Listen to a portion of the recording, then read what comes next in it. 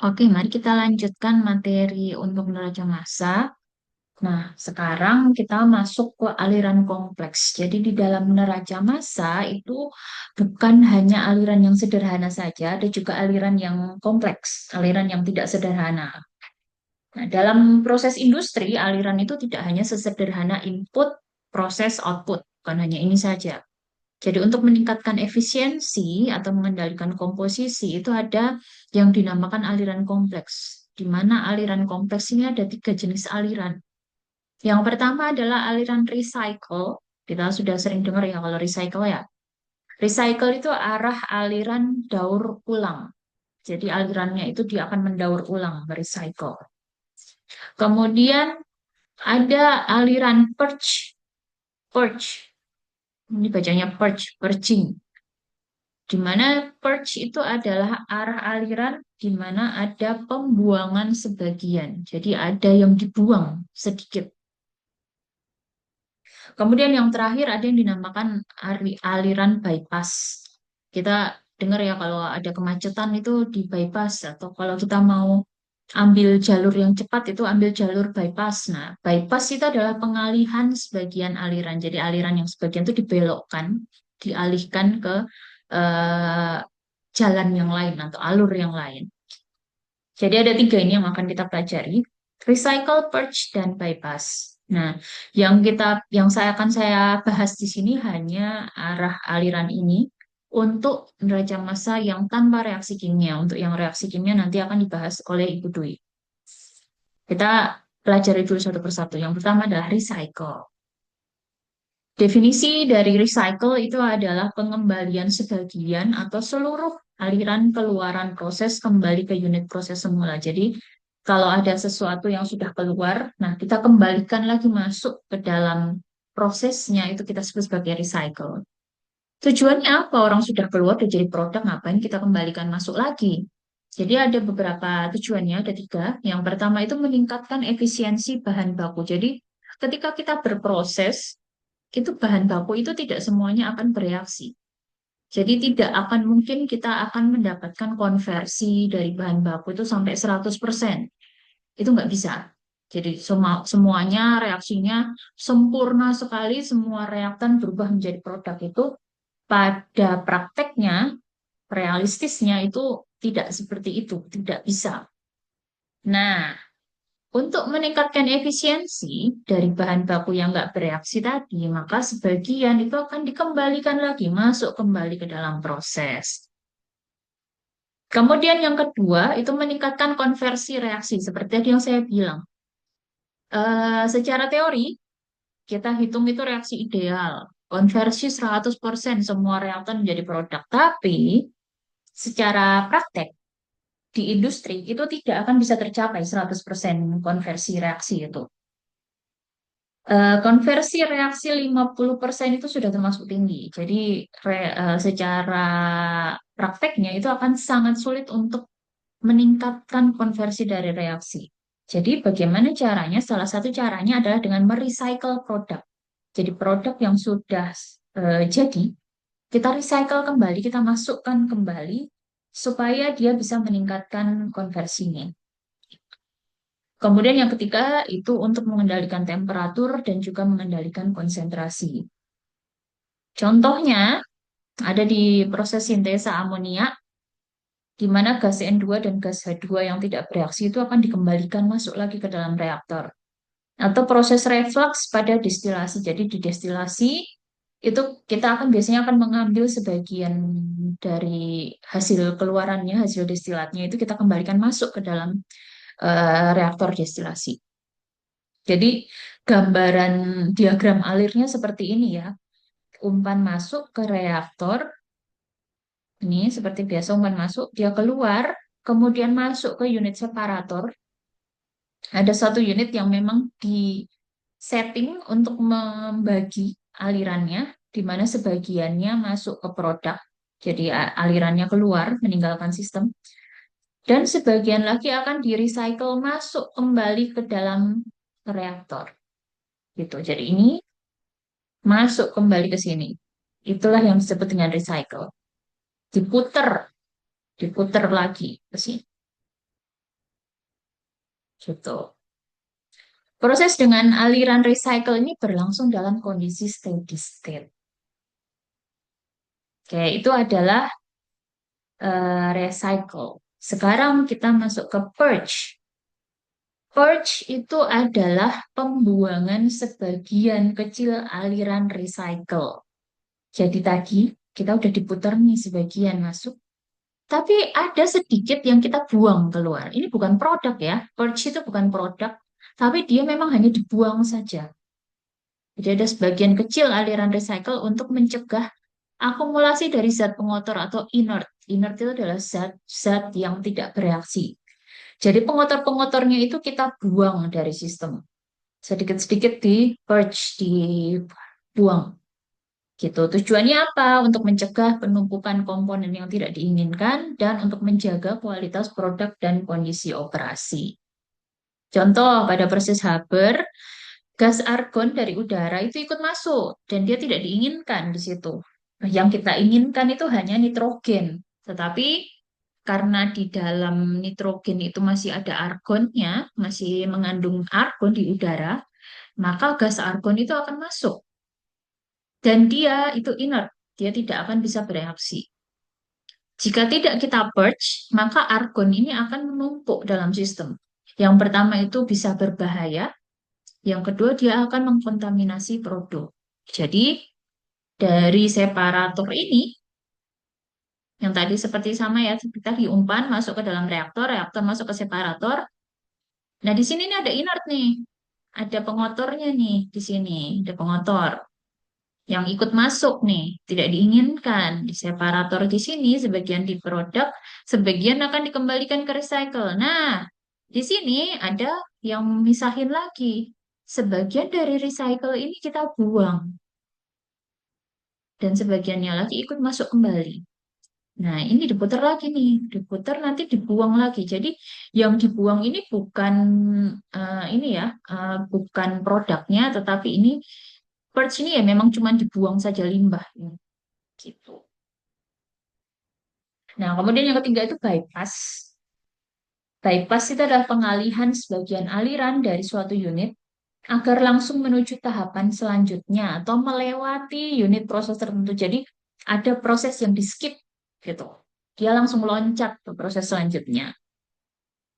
Tujuannya apa? Yang pertama mengatur temperatur, konsentrasi atau komposisi, dan yang kedua menghemat energi.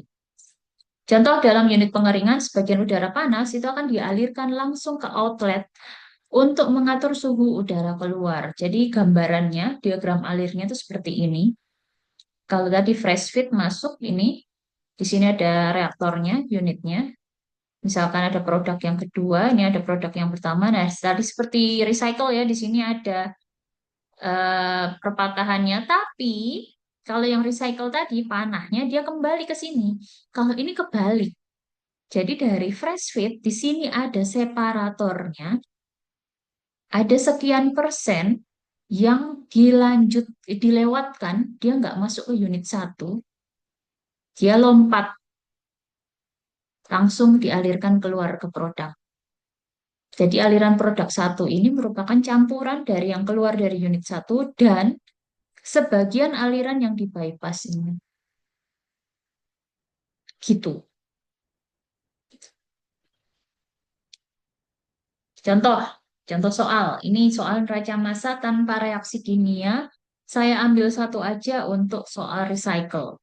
Ini masih mirip dengan yang soal neraca massa yang kemarin. Nah, cuman sekarang kita tambah dengan proses recycle. Komponennya juga sama, kemarin etilen sama toluen, sekarang benzen sama toluen. Jadi mirip ya. Destilasi merupakan proses pemisahan berdasarkan titik didih. Umpannya 10.000 kilogram per jam. Ini kemarin 100 ya, sekarang 10.000 kilogram per jam, di mana terdiri dari 50% benzen dan 50% toluen. Produk atas atau D mengandung 95% benzen, sedangkan produk bawah B mengandung 96% toluen. Aliran uap, yakni V, masuk ke kondensor dengan kecepatan 8.000 kg per jam. Produk atas, jadi yang tadi produk D-nya ini, D-nya itu akan terbagi dua. Jadi di D, di aliran D itu nanti akan ada cabang terbagi dua. Sebagian dikembalikan sebagai reflux, jadi dikembalikan recycle, dan bagian lain yang merupakan produk D. Asumsi komposisi di V, R, dan D sama. Hitunglah perbandingan antara R terhadap D. Kamu disuruh menghitung berapa recycle-nya, nih kalau tadi recycle ya. Nah ini, berapa persen nih yang di recycle sama yang dikeluarkan sebagai produk. Itu perbandingannya berapa banding berapa. Kamu disuruh menghitung itunya. Nah sekarang kita gambarin dulu nih. Sama nih, mirip kayak kemarin. Ada kolom destilasi, ada feed, ada yang naik dan ada yang lewat dari bawah. Tapi sekarang di setiap arah aliran keluar ini ada percabangan lagi. Di atas masuk kondensor, setelah selesai dari kondensor dibagi dua. Ada sebagian yang di recycle masuk kembali dan ada yang keluar sebagai destilat. Yang di bawah pun juga demikian. Setelah kondensor ada yang dikeluarkan lagi sebagai bottom, sorry, ada yang keluar sebagai produk bottom, dan ada yang dikembalikan lagi sebagai M, recycle. Nah, yang kita mau lihat itu yang atas saja nih. Untuk yang sekarang kita hanya melihat yang atas. V, R, dan D. Nah, lengkapi dulu masing-masing labelnya. Fit 10.000 kg per jam, terdiri dari 50% benzen dan 50% toluen. Destilat terdiri dari 95% benzen, berarti 5%-nya toluen. Dan yang bottom terdiri dari 96% toluen, berarti 4%-nya adalah benzen. Nah, itu dulu yang kamu harus kasih nama. Kemudian di percabangan itu aliran uap itu berarti aliran yang atas ya. Aliran uap, vapor ini, V masuk ke kondensor dengan kecepatan 8.000 kg per jam. Terbagi dua sebagai reflux sebagai R dan sebagai D. Ini 8.000 kg per jam. Dah gitu. Kemudian sama seperti yang neraca massa satunya yang tanpa recycle, kita punya neraca massa total dan neraca massa komponen. Nah, disinilah kalian diuji kedisiplinannya dalam menentukan sistem. Yang mana sistemnya? Kalau kalian berbicara neraca massa total, berarti sistemnya itu adalah satu kolom destilat. Sorry, satu kolom destilasi. Ini. Ini masih sama ya seperti yang kemarin ya. Saya nggak jelasin lagi kenapa input sama dengan output. Jadi ini input sama dengan output persamaannya. Nah, inputnya untuk neraca massa total, yang mana inputnya? Input itu adalah arah aliran masuk ke dalam sistem. Ketika kita berbicara neraca massa total, maka kasih boundaries. Nih, titik-titik merah inilah sistemnya. Ini neraca massa total. Di mana arah aliran yang masuk ke dalam sistem, ini sistemnya yang ini ya, satu-satunya yang masuk ke dalam sistem adalah F. Loh Bu, ini R-nya juga masuk, ini M-nya juga masuk. Ingat, ini sistemnya yang mana? Sistemnya adalah satu kolom destilasi, bukan arah aliran yang di sini, bukan percabangan yang di sini. Paham ya? Saya harap kalian bisa paham. Jadi sistem, ketika kita berbicara neraca massa total, sistemnya ini satu buah kolom destilasi. Jadi yang masuk dari lingkungan, lingkungannya berarti di luar ini.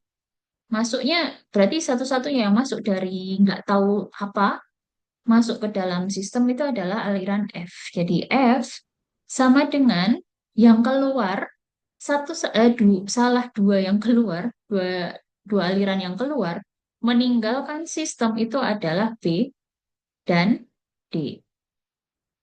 Bukan V dan L, bukan. Karena V itu masuk ke kondensor, nah ini nanti dipecah lagi nih, ada yang masuk lagi, ada yang keluar. Maka bukan ini. Ini nanti kalau kita meninjau area kondensor ini baru kita lihat spesifik di sini. Kalau kita berbicara neraca massa total, sekali lagi kita harus lihat sistemnya.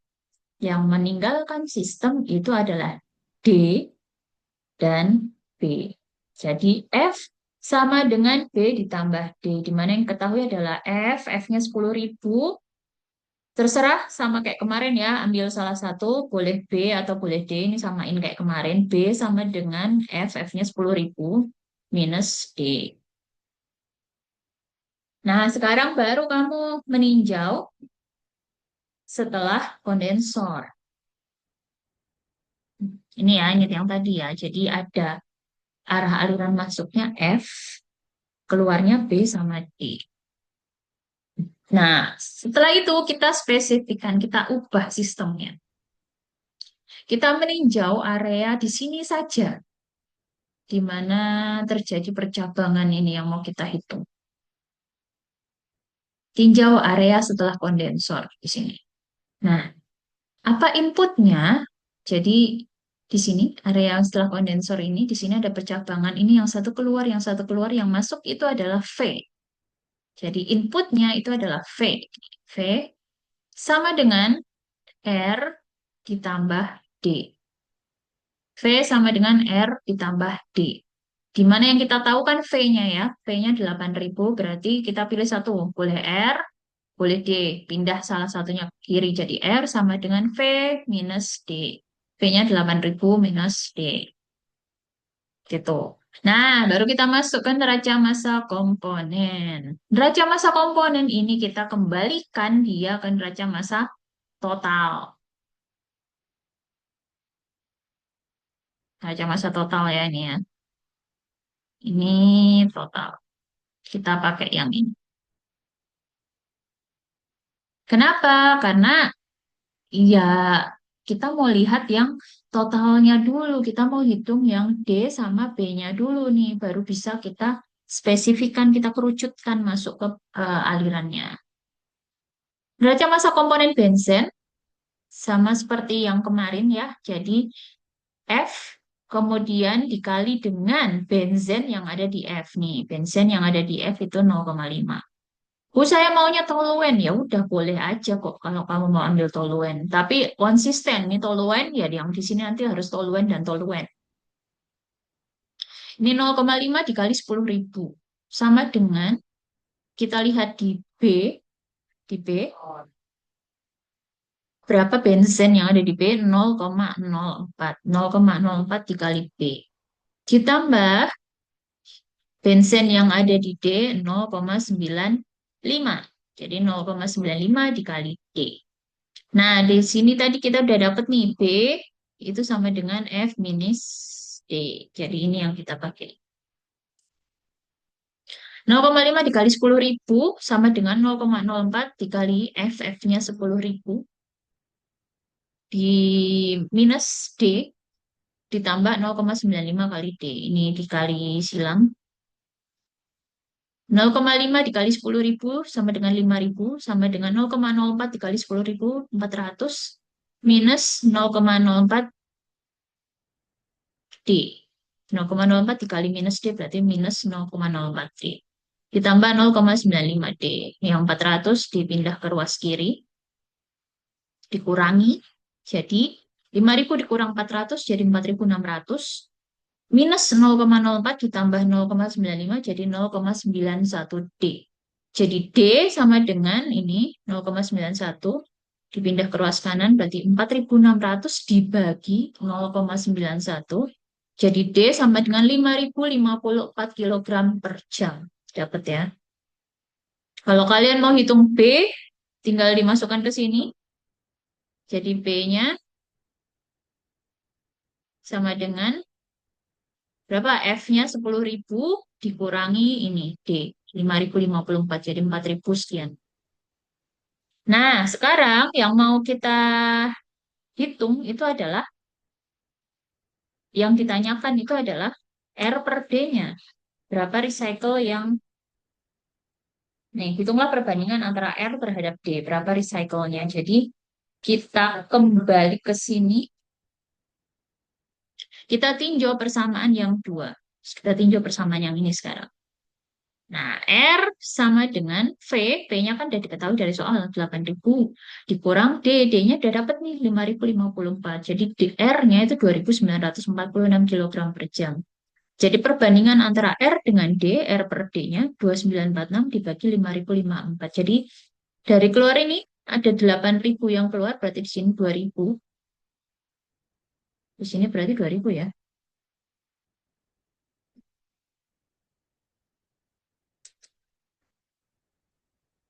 Di sini 2.000. Nah, di sini R-nya itu ada 2.946. Sedangkan di D-nya di sini ada 5.054. Sorry. Nah, jadi dari 8.000 di sini yang keluar ke produk itu 5.054 kilogram per jam. Sedangkan yang dikembalikan recycle-nya itu 2.946 kilogram per jam. Nah, oke, kita sudah dapat alirannya semua. Jadi kalau disuruh menghitung recycle, purge, bypass, dan aliran-aliran kompleks lainnya, itu kalian harus pintar menentukan, harus disiplin menentukan sistem. Yang mana yang mau diambil sebagai sistem. Apakah total, kayak tadi kita berbicara neraca massa total, ya kamu harus melihat sistem secara keseluruhan ini. Yang masuk dan yang keluar dari sistem. Kemudian ketika kita masuk ke arah recycle-nya, nah berarti kita cuman spesifik melihat di aliran recycle-nya. Gitu ya. Jadi kalau kamu nggak pintar menentukan sistemnya itu pasti akan bingung yang mana input, yang mana output. Oke, terima kasih. Semoga bisa dipahami.